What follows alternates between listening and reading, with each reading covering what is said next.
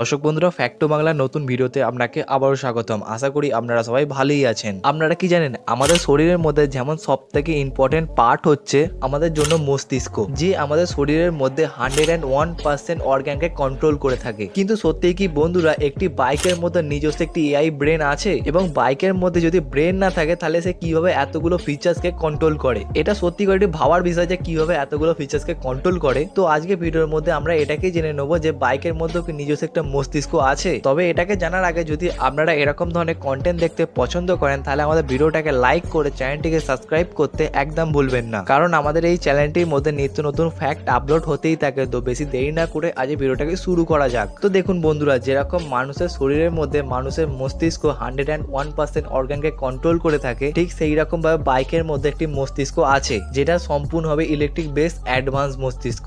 আসলে বাইকের মধ্যে এই মস্তিষ্কটাকে ইসিইউ অর্থাৎ ইঞ্জিন কন্ট্রোল ইউনিট বলা হয়ে থাকে। এবার যেরকম ভাবে মানুষের শরীরে অর্ধেক অঙ্গকে মুভমেন্ট করার জন্য আমাদের মস্তিষ্ক সেই অঙ্গটাকে কমান্ড দিয়ে থাকে, ঠিক সেই রকম ভাবে ইঞ্জিন কন্ট্রোল ইউনিটের মধ্যে আগে থেকে কমান্ডকে দেয়া আছে। তো এবার এই ইঞ্জিন কন্ট্রোল ইউনিটটাকে ভালো করে বোঝার জন্য আমরা সুপার বাইকের এক্সাম্পলকে নিয়ে নেব, কারণ ভাই নর্মাল বাইকের তুলনায় সুপার বাইকের যে ইসিইউটা থাকে সেটা সব থেকে বেশি অ্যাডভান্স হয়ে থাকে। আসলে দর্শক বন্ধুরা, ইসিইউ অন্য কিছু নয়, আসলে সেন্সারের পিণ্ডকেই বলতে পারেন। ঠিক যেরকম ভাবে একটি মানুষের মস্তিষ্ককে স্নায়ু দিয়ে তৈরি করা হয়ে থাকে, ঠিক সেরকম ভাবে ইসিইউ মানে ইঞ্জিন কন্ট্রোল ইউনিটকে সেন্সার দ্বারা তৈরি করা হয়ে থাকে। তো আপনি এবার এটা বুঝে নিন ইসিইউ আসলে কিভাবে কাজ করে। তো এটাকে বোঝানোর জন্য আমরা সুপার বাইকের মধ্যে ট্র্যাকশন কন্ট্রোল ইউনিটটাকে ব্যবহার করব। এবার আপনি মেনে নিন আপনি আপনার সুপার বাইক নিয়ে যাচ্ছেন এবং সামনে একটা মোড় এলো, এবং নর্মালি এই মোড়টাকে ঘোরানোর সময় বাইকের মধ্যে থ্রটালকে যদি আপনি বেশি পরিমাণে দিয়ে দেন তাহলে বাইকের পিছন চাকার মধ্যে অধিক পরিমাণে শক্তি চলে আসবে। এবার এই টাইমে যদি আপনার সামনের চাকার শক্তি আলাদা এবং পিছন চাকার মধ্যে শক্তি বেশি, তো এই টাইমে বাইকের চাকার মধ্যে পাওয়ার ডিসব্যালেন্স হওয়ার জন্য আপনার অনেক বড় দুর্ঘটনাও হয়ে যেতে পারে। তবে চাকার মধ্যে থাকা টিসিইউ অর্থাৎ ট্র্যাকশন কন্ট্রোল ইউনিট এই জিনিসটা সব থেকে বড় সমাধান। দেখুন, ট্র্যাকশন কন্ট্রোল বাইকের দুটো চাকার মধ্যে পাওয়ারকে চেক করবে। এবার বাইকের দুটো চাকার মধ্যে পাওয়ার যদি সেম থাকে ভালো, আর যদি সেম না থাকে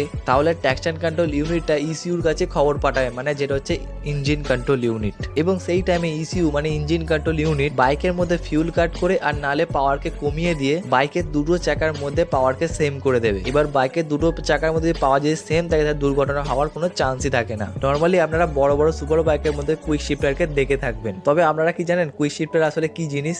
এই কুইক শিফটারের সব থেকে বড় এক্সাম্পল হচ্ছে মোটোজিবি বাইক। দেখুন, একটি মোটোজিবি রেস 45 মিনিট পর্যন্ত হয়ে থাকে। এই টাইমে ওই মোটোজিবি রাইডারকে বাইকের মধ্যে প্রায় 4000 থেকে 5000 বার গিয়ার শিফটিং করতে হয়, যেটা আমরা পুরো বছরে করতে পারি না, এটা সামান্য 45 মিনিটের মধ্যে করে ফেলে। তো এর সব থেকে বড় সমাধান হচ্ছে কুইক শিফটার। দেখুন, বাইকের মধ্যে ইঞ্জিন কন্ট্রোল ইউনিটের মধ্যে আগে থেকে কমান্ড দেওয়া আছে এই কুইক শিফটিং এর। এবার মোটোজিবি রেস চলাকালীন রাইডারের মাথায় সবসময় এইটা থাকে যে ক্লাচ টিপবো, থ্রটাল কমিয়ে তারপর গিয়ারটাকে শিফট করবো। এর সব থেকে বড় সমাধান হচ্ছে কুইক শিফটার। কুইক শিফটারকে ইঞ্জিন কন্ট্রোল ইউনিটের মধ্যে আগে থেকে প্রোগ্রাম করা আছে। এবার এই টাইমে আপনি ক্লাচ টিপুন, থ্রটালকে কমান না কমান, গিয়ার শিফটিং কোনো অসুবিধা নেই, ইস্যু এই পুরো জিনিসটাকে সামলে নেবে। আসলে সম্পূর্ণ বাইকের মধ্যে সম্পূর্ণ ইঞ্জিনকে কন্ট্রোল করা থেকে শুরু করে ফিচার্স গুলোকে কন্ট্রোল করা, এই সব কিছু দায়িত্ব একলা ইসিইউর হাতে থাকে। সেই জন্য ইসিইউ মানে ইঞ্জিন কন্ট্রোল ইউনিটকে পুরো বাইকের ব্রেন বলা হয়ে থাকে। তাহলে আশা করি দর্শক বন্ধুরা আপনাদেরকে বোঝাতে পেরেছি। ভিডিওটি দেখে ভালো লাগে তাহলে কমেন্ট করতে একদম ভুলবেন না এবং আমার ইনস্টাগ্রামে ফলো করতে একদম ভুলবেন না।